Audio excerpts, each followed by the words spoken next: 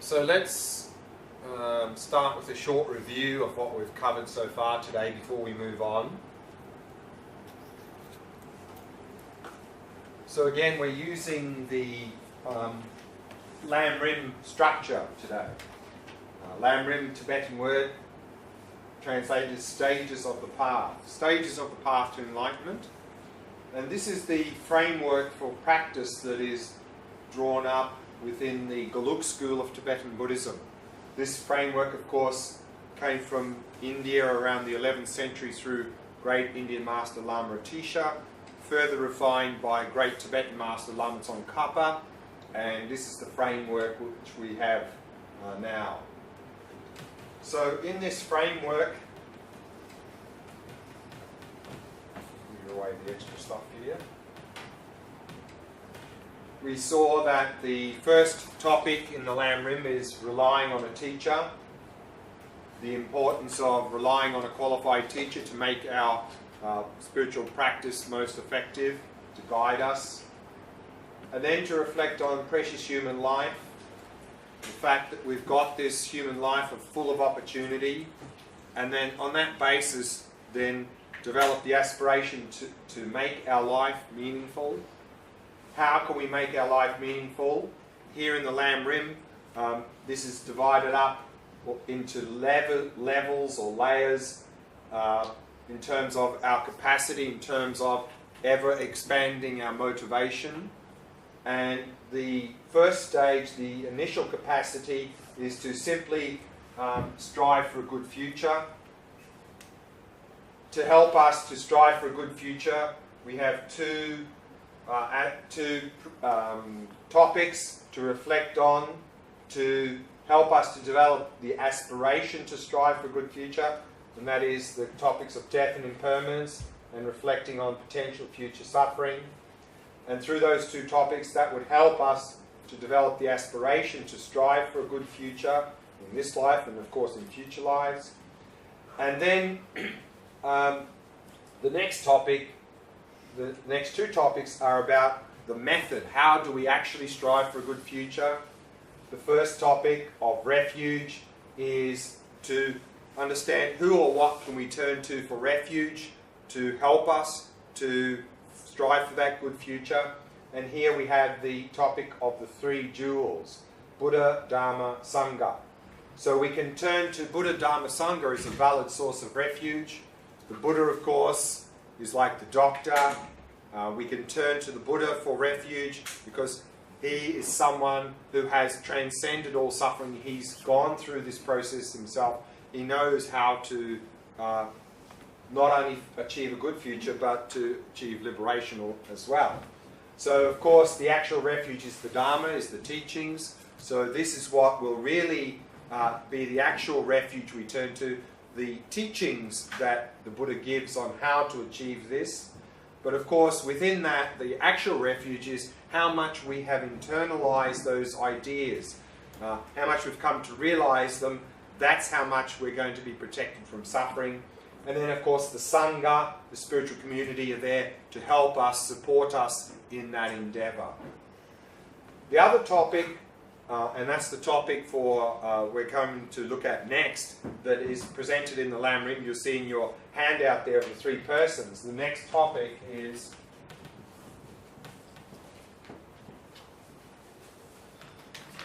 the topic of karma. This topic is describing the law of cause and effect in terms of our actions and our experiences. And so by reflecting on this topic, we can understand that actually harmful behavior leads to suffering, virtuous behavior leads to happiness. And through doing this reflection, then we will understand that if we want a good future, then we need to give up our harmful behavior. So adopt an ethical lifestyle. So these two together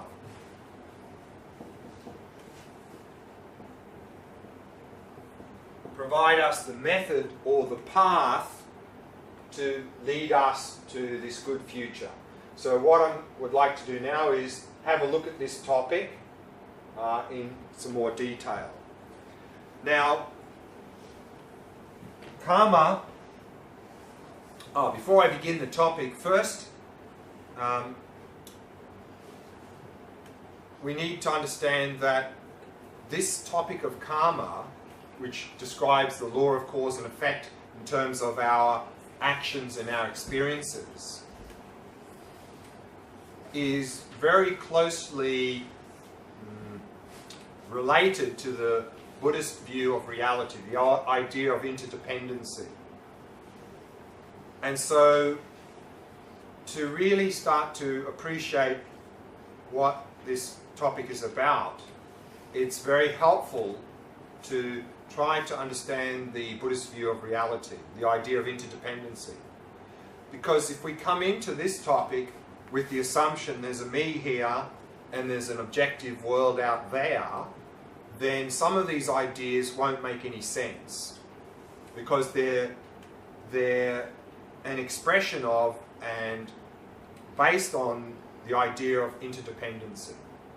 So just to keep that in mind, in that it'll help a lot to come back to this topic again after we have got some idea of the Buddhist view of reality, and then to look at this topic again later based on that perspective. And then I think maybe things will look a bit different. So just keep that in mind now. So the word karma, again, literally means action, and it's the Buddhist theory of the law of cause and effect in terms of our actions and our experiences. And karma is often used to describe the whole process, but technically it's only part of the process, because we can divide up the whole process into 3 parts.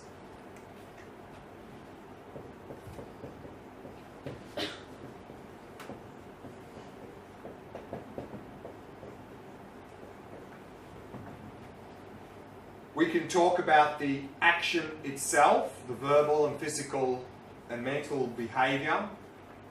That action leaves what's called, often used, the term used is it leaves an imprint in our mind. That imprint then later ripens as some sort of result, some sort of experience. So there are 3 parts to the process. Karma is this.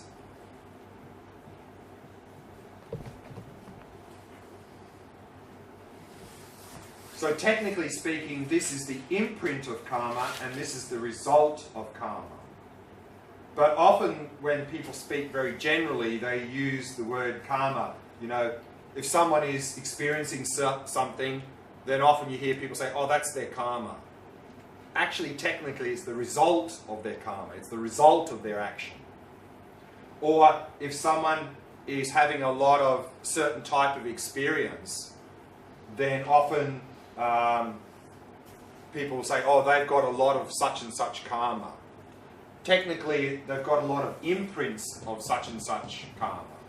So, but often then the word karma is just used to describe all 3 parts.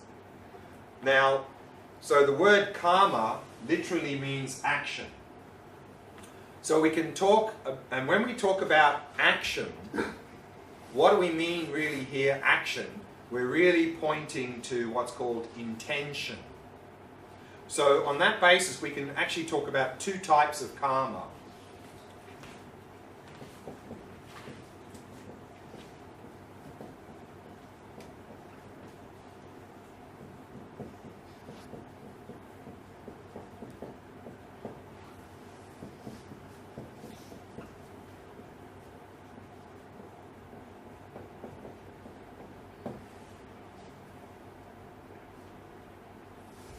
There is intention itself and intended actions.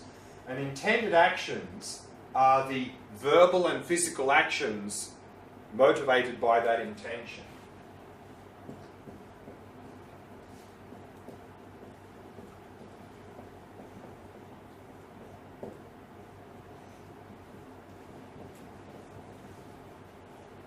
an intention itself, of course, is mental.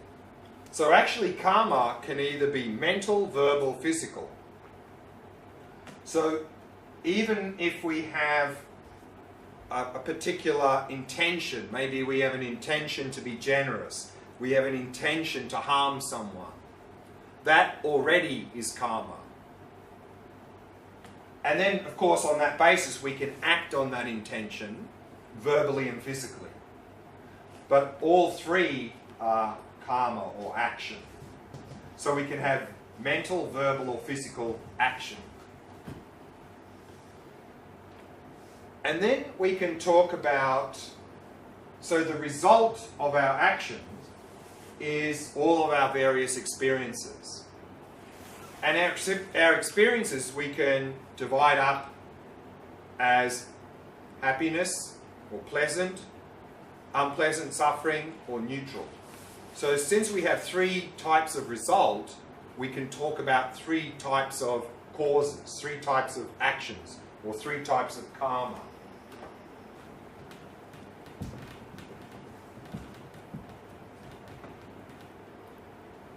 Imprint is what inside the mind.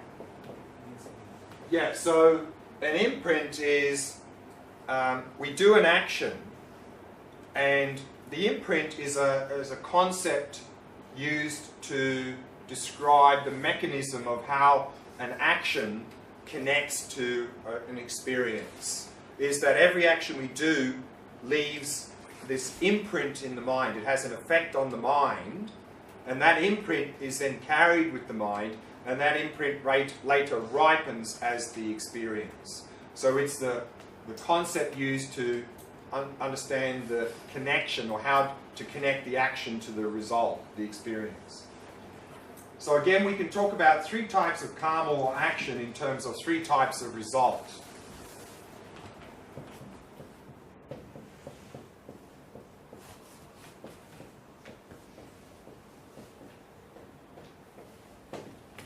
So we can talk about a virtuous action or virtuous karma is any karma or any action that leads to a happiness result.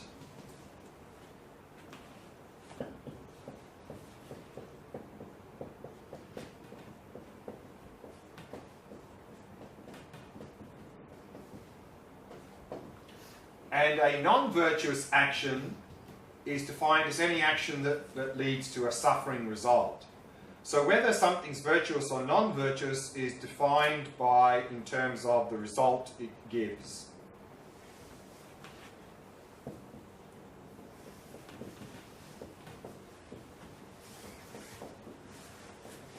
And a neutral action is any action that gives a neutral result, neither pleasant nor unpleasant. So we can talk about three types of action based on the fact there are three types of experiences. Now what we can understand from this, of course, is that many of our actions can be a mixture, meaning we can have a virtuous intention, but that can cause a suffering result. And we can have a not so good intention, but somehow there's some benefit. So in our actions, we can have that mixture. So then we have the mixed result. The non-virtuous part of the action leads to suffering. The virtuous part leads to happiness. So these, we can talk about three types of actions in terms of three types of result. And then connected to that, we can talk about general principles of karma.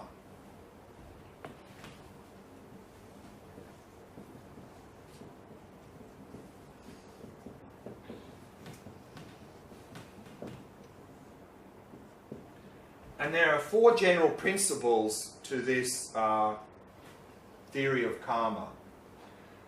The first is that karma or action is certain or definite.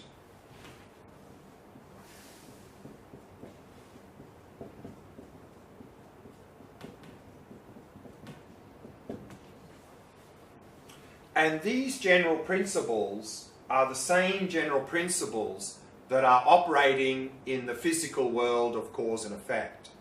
In the physical world, we see the law of cause and effect operating, and that operates according to certain principles. And these principles here are the similar principles. The first one is that karma is certain or definite. What that means is that the result is always of a similar type to the cause. For example, in the physical world, if you plant an apple seed, you always get an apple tree. If you plant an orange seed, you always get an orange tree. So the result is always of a similar type to the cause. Likewise here, if you do a virtuous action, you always get a happiness result. If you do a non-virtuous action, you always get a suffering result. So that's what certain or definite means. It means the result is always similar type to the cause, as in the physical world of cause and effect.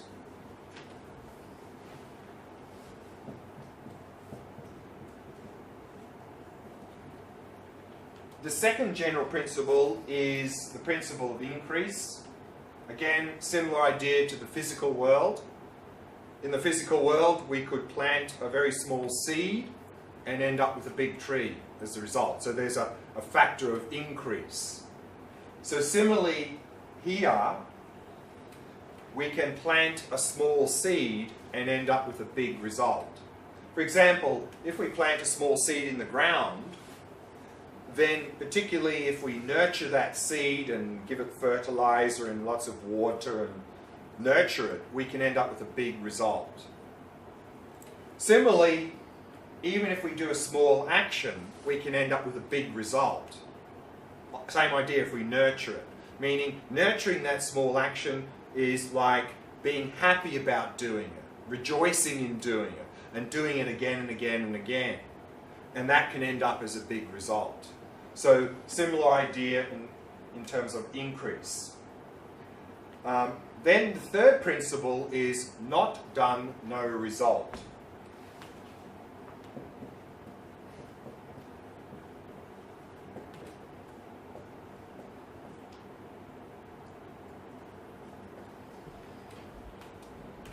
Again, similar idea to the physical world. If you don't plant a seed, you can never get a tree. Meaning if you don't create the cause, you can never get the result. So similarly here, if we don't do the action, you can't experience the result. So meaning every result has a cause. This is what the third principle is.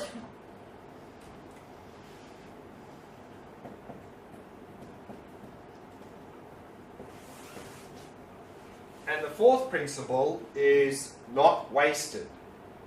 Again, as with the physical world, if you plant a seed, there's definitely a seed in the ground.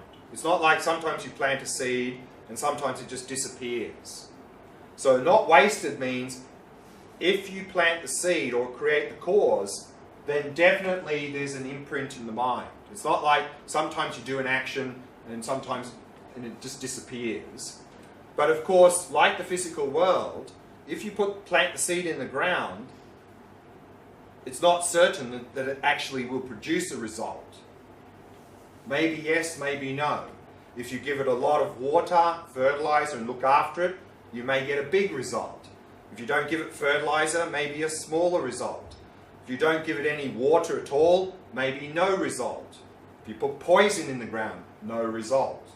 So even though a seed is definitely in the ground, and that's what not wasted means, it's not certain that it will actually produce a result. Similarly with karma, if you do an action, definitely there's an imprint in the mind. But whether or not that imprint ripens, not certain. If you nurture that imprint by rejoicing and being happy about doing it, and doing it again and again, maybe you get a bigger result. If you don't rejoice, maybe smaller result. If you don't nurture it by regretting it and really purifying it, then maybe no result whatsoever. So this brings up the whole idea of purification, which we briefly looked at yesterday. These four opponent powers, the idea of regretting, the reliance, the remedy, and the resolve. These elements are what's called purification. These are things that can damage that imprint in the mind, weaken it to the point, if we do it effectively enough, where that imprint never ripens, like putting poison in the ground. So these are the 4 general principles, and they're similar principles to the physical world of cause and effect. So, question? First, about the third principle. Not done, no result. If someone has like violent thoughts, but he doesn't perform them, is that what you mean? Like if No. you have negative intentions, but you don't follow them? Because from the very first presentation we said there's 2 types of karma, intention and intended actions. Intention is mental, intended action is verbal and physical. So already when we have an intention to harm, for example, that's already action.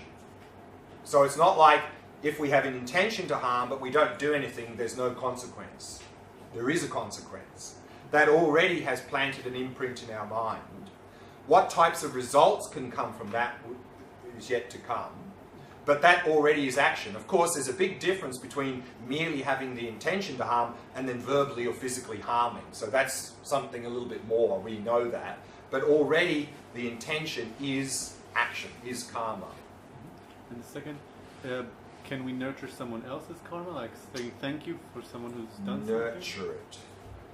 Of course, we live in an interdependent world and we have an impact and effect on others, but can we take someone's karma or can we give them karma? No, it's not transferable. But within that, of course, we can have a very positive and negative impact and act as a catalyst for others doing good things and doing harmful things. But it's not that we're the cause, we are a contributing condition.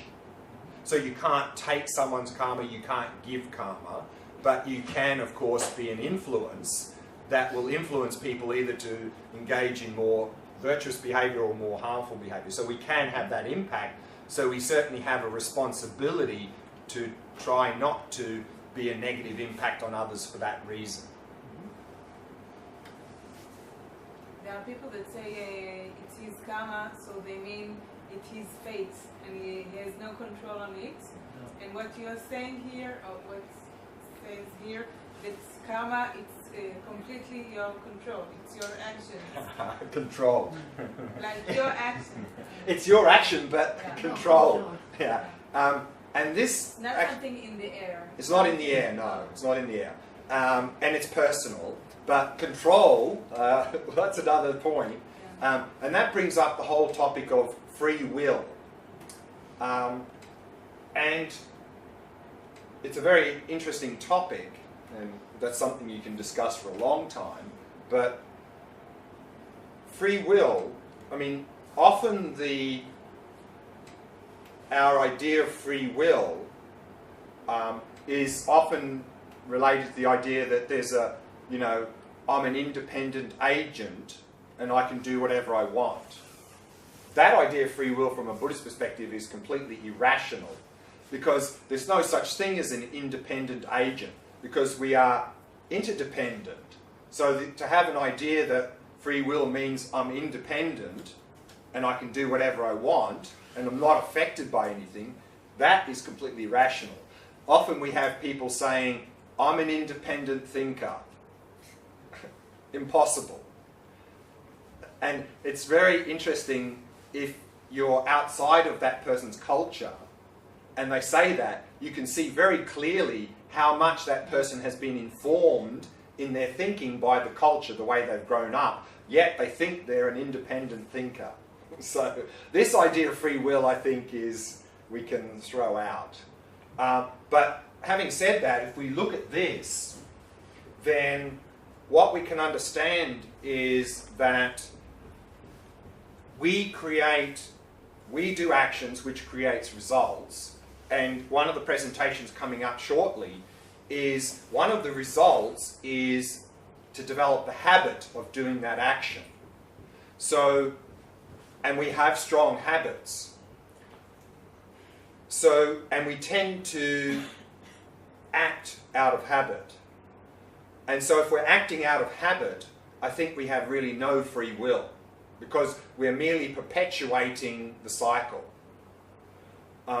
So if we want to talk about free will in a way that sort of can make sense, then we can talk about changing our habits, our ability to change our habit, our ability to choose to respond in a different way. But to begin to do that, we need mindfulness. So one of the key elements here in that is developing mindfulness. Because if we have no mindfulness, we're just going to receive a stimulus and we're just going to automatically react out of habit, and we're going to continue to perpetuate the same cycle, and then really we have no free will. We're just getting driven in a certain direction. Whereas if we start to develop mindfulness and we start to have the ability to change the way we respond, in that sense I think we can talk about some sort of free will, but not in the normal way we understand free will. Yeah? Is there an idea of a karma for a community? In the original texts that I've studied, I've never seen anything written about collective karma. Yet some of the teachers who present it sometimes talk about that. But personally, I've never seen anything mentioned in that in the old meditation, in the old text. And of course, we can simply understand that in terms of the fact of being interdependent. It's not some mystical thing, you know, the idea of. And so when that's explained, it's not like the idea of sometimes there's some philosophies that talk about collective consciousness. You know, we're all part of one collective consciousness, like we're all part of one big soup. It's not like that. So when people talk about that idea of collective karma, it's not that somehow we're all part of one big soup. It's individual, but there's a lot of connection between those people. That's all. The first one and the second one. Here or here? For German. Here, yeah. Yes. Is it two different things, or every karma has these all four principles? Yeah. All of these four principles apply in general to everything. So the first one doesn't mean that it's going to be in the same size, but in the same type. Type. So everything all the time is increasing because no, everything has a potential to increase. So this second principle is saying that if we nurture the action, we will get a bigger result. That's all. It's not saying every action produces a bigger result. So this principle is just saying it's possible for a small cause to produce a big result. That's what the second one is. It's not saying it's definitely going to happen. It's just a possibility that there is a principle that you can get a big result from a small cause. That's all. Whether or not it does is not certain. You said before that we sometimes have a mixture of the three types of the karmas. Yeah. So about the certain and definite. Yeah. So how does that apply with each other? Yeah. It means that if we have a harmful intention, that will produce a suffering result. But within that action, if some benefit occurs, that benefit will produce a happiness result. So how is that applies to the certain and definite? Because it means that the non-virtuous intention will produce a suffering result, but the part of the behaviour that produced benefit will produce a happiness result. See, this... Okay, so every part of how I did the action and what the result was in every part of... Yeah. So two results? Sorry? In this case, two results maybe? Because there's two parts to the behaviour, actions, yeah. so So, results. yeah. So and you'll find this in different presentations of karma, and we need to understand that there's not like one singular thing producing one singular result. Because as we're going to see in the nature of reality, the idea that there is independent, discrete things in general is an illusion. So We're simply talking about principles here to understand the flow of cause and effect.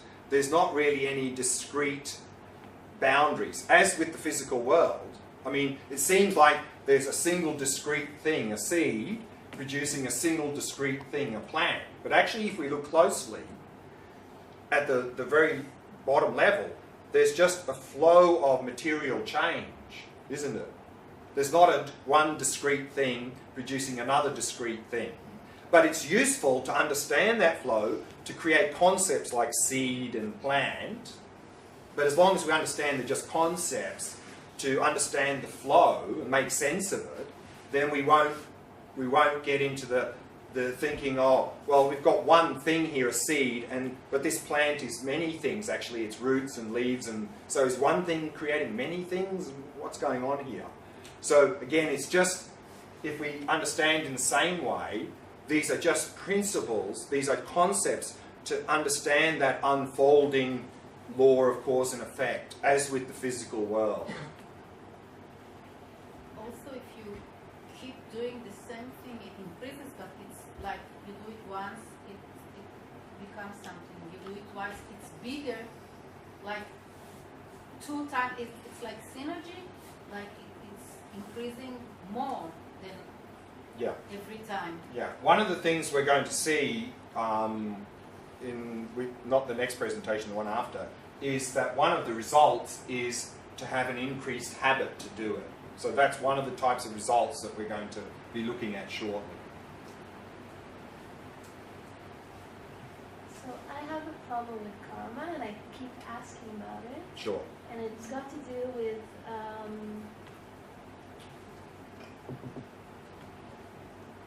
things that happen to people as something that seems to us as a collective, as Right. a nation, as a group of people.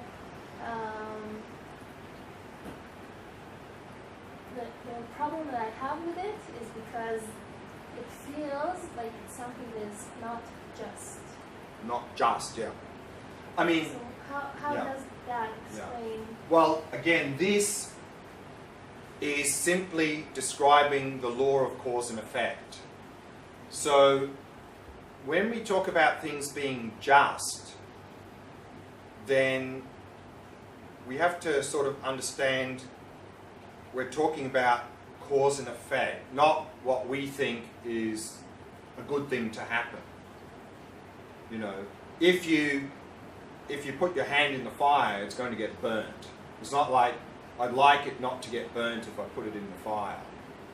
So what we need to understand also in this is that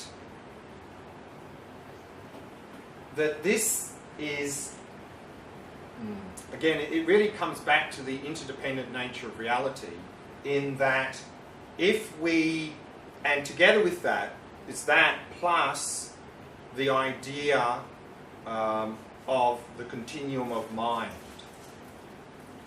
If we have an assumption that there's an objective world, independent objective world, and we have an assumption that our mind came into existence at the beginning of this life, you know, we came into existence and then we end at this life, a lot of these things won't make sense, because they are based on the idea of the interdependent nature, and they are based on the idea of what's called conservation of consciousness.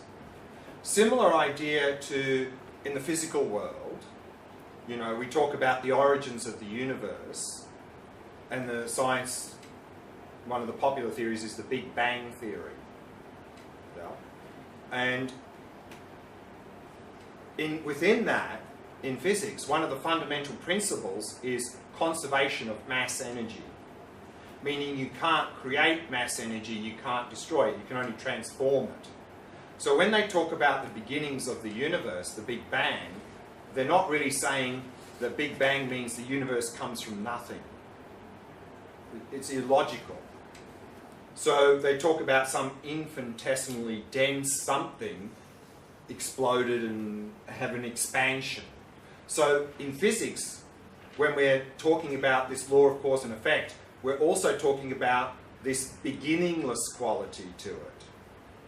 That there is no beginning to mass energy. If you posit that, then a lot of these ideas in physics don't make sense. Because then you say, well, some things come from nothing, but here we're saying that's impossible. So if we have this belief that things started sometime at the physical world level, the universe popped into existence from nothing at some point, then the general principles of cause and effect in the physical world won't make sense. They don't. They can only make sense if there's beginningless. Similarly here with karma, if you believe the mind popped into existence at the beginning of this life, this won't make sense. It can only make sense if you have the idea of beginningless. So therefore, a lot of these sort of questions people ask with the sort of assumption that they began, or their mind began at the beginning of this life. Then, of course, this won't make sense. It doesn't. So this is one thing, this will only make sense if you have the idea of beginningless. Otherwise, cause and effect, assuming that the mind began at the beginning of this life, it becomes illogical. So that's one point. And the other point, of course, is here, and we haven't got that presentation yet, but what we're saying is that these actions lead to our experiences. And if we come into this again with the assumption that there is an objective world there, independent of us, this won't make sense. Because this is saying that our very actions are creating our world of experience. That is one of the principles here that we're going to be talking about now. So, therefore, when we ask these sorts of questions with the assumption that, you know, my mind began at the beginning of this life and there is an objective world there, then these principles won't make sense. I think this is where you're going with your question, or not? No, because it's... Because okay. I think that it's even justifying more horrible things. It's like saying that, like, I don't know, let's think about the Holocaust. So if the things started in the previous lives, right, gives it a bigger justification. No, so see, the thing is, what we also do with this is a little bit what I described yesterday, the idea of cognitive fusion. You know, if someone is behaving badly, bad person, they deserve it because they're a bad person. No, that's what we think. We blame them. They're a bad person. They deserve to suffer. So this is cognitive fusion. This is a false perspective. So if we see someone behaving badly, the correct perspective is to have compassion for them and try and help them to overcome that bad behaviour. But if we do cognitive fusion there, like here, karma becomes a blame game. Oh, they deserve it. They're just a bad person. They must have been a horrible person to have that experience. But this is cognitive fusion. So this is a false perspective. So if we look at it properly, correctly, with a correct perspective, this means personal responsibility, not blame game, and it means compassion for everyone. That's what it means. But it doesn't explain how different people with different actions got into the same situation of exile or... Again, because when we ask those questions, we're usually asking with the perspective of this life. That person has had a very good life, and yet they're suffering. And of course, all religions try to answer that question. Why do good people suffer? And often they come up with, oh, it's God's will or something like that. Yeah? But here, same thing. If we look in a very narrow perspective, then we can't get answers, sensible answers to these questions.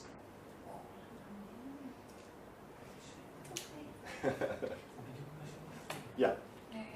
If two people are making the same action, Right. because they are different, the inputs can be different. The imprints Different. different.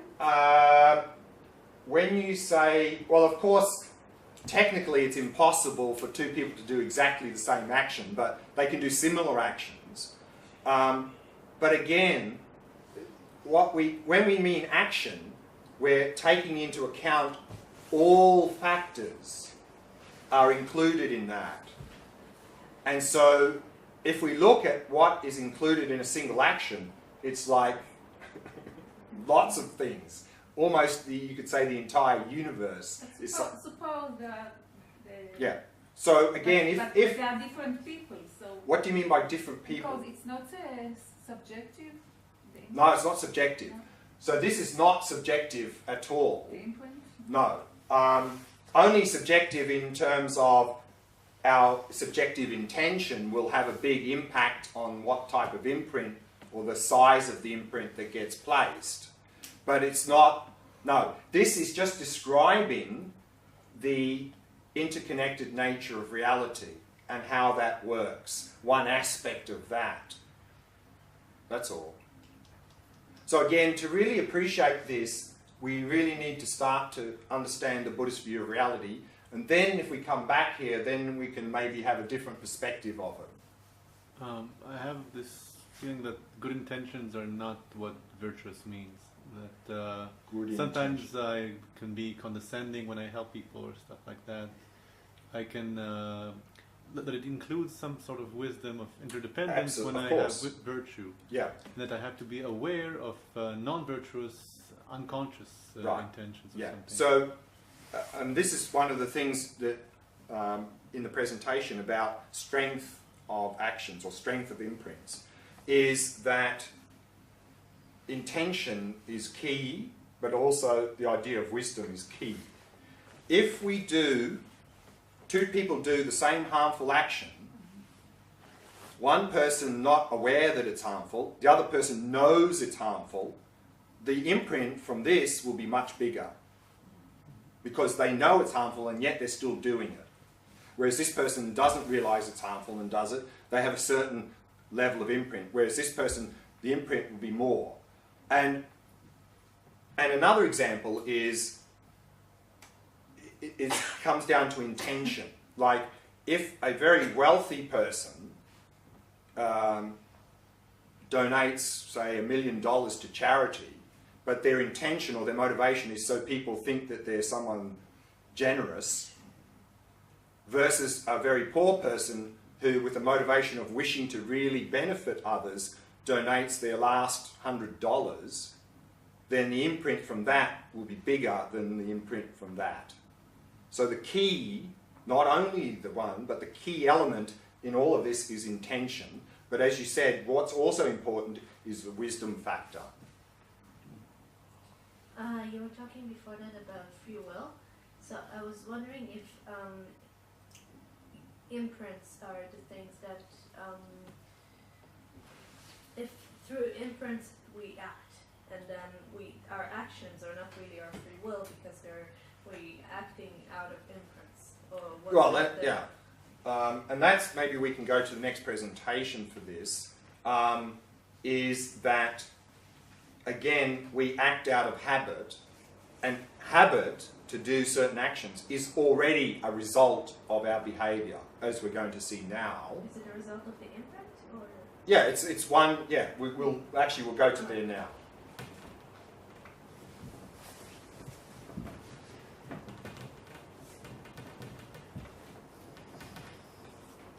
So we can talk about 4 types of results.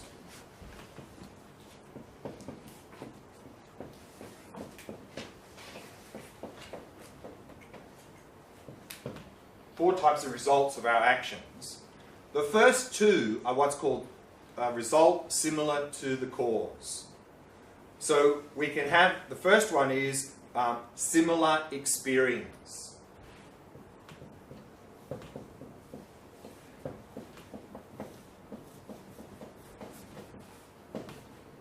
Meaning that, for example, let's say we steal some money from someone. A result of that action can be that we experience a similar experience, that we see some money or something valuable being stolen from us. So that's what similar experience means. So one type of result for our action is for us to experience something similar ourselves.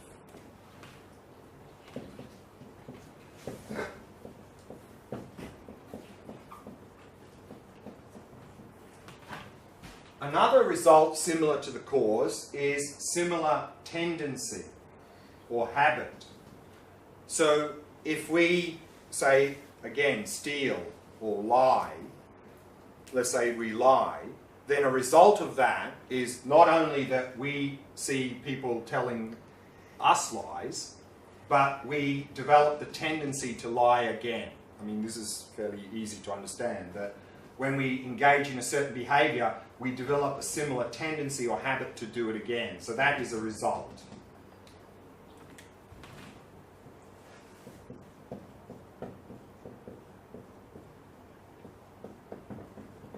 And then we have environmental result. An environmental result is that based on our actions, we experience the world around us in a certain way. And we can sort of understand this a little bit in a very simple way. For example, let's say we're in a quite a beautiful surroundings, but our mind is caught up in a lot of anger. Then the world doesn't seem so pleasant anymore. So it's a little bit like that. If we engage in harmful behaviour, an environmental result is that we see the world around us in not a very pleasant way.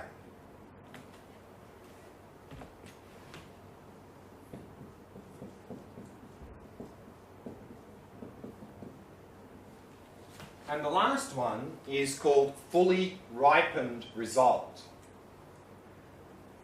And that is that the very life we have now is the fully ripened result. So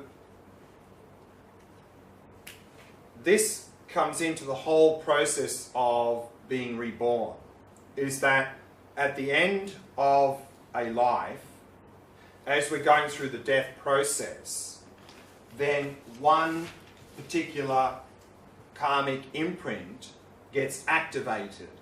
And that activated imprint will determine what type of life we have in the next life. And that is the fully ripened result. So the fully ripened result, the fact that we're human in this life, is a result of some earlier action. So this is the fully ripened result, is the very life we have.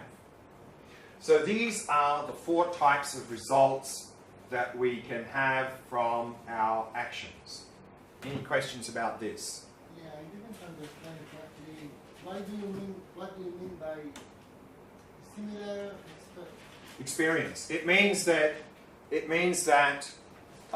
if we do and engage in a certain type of behaviour, a result of that is that we get a similar type of experience. For example, if we steal, that's the action. Yeah. A result of that is that we experience someone stealing from us. Why? Because that is the law of cause and effect in terms of type. I don't understand the logic here. For example, I'm stealing now something. Ah, okay. Right, okay. So here we're talking about cause and result. Right?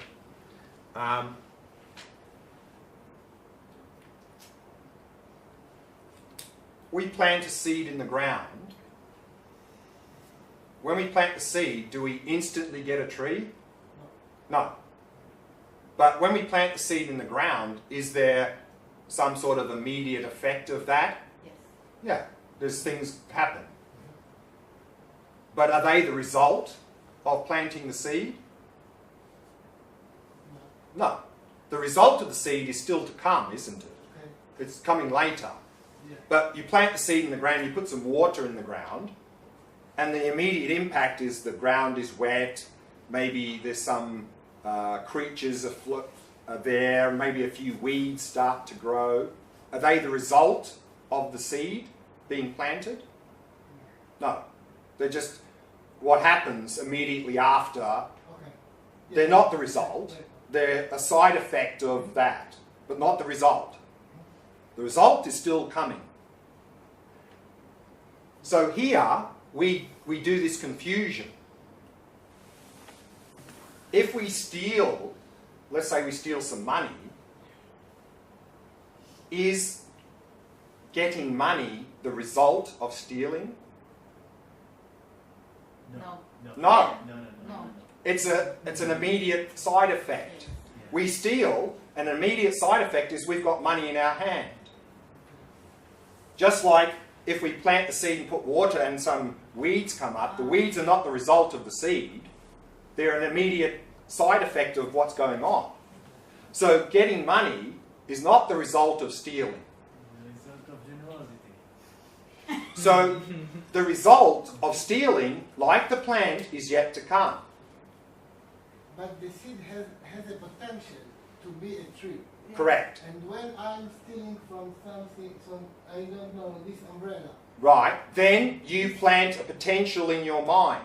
that someone else will steal from me? Correct. Why? Yeah. Why do you get a plant from a little round? Yeah. Okay. From a little round thing. Why do you get a big thing with branches and leaves? They don't look the same. This is the nature. Same. This is the nature. Yeah, but can you... This is the nature. Is that's what these general principles were, is just like the nature, physical nature, operates according to principles, so does the mental world operate according to principles. The same. Yes, but It's can the same nature. Same idea of cause and effect. The difference, of course, is we can't see this with our eyes, but that is the nature. That is the law of cause and effect. That's what we're trying to explain here.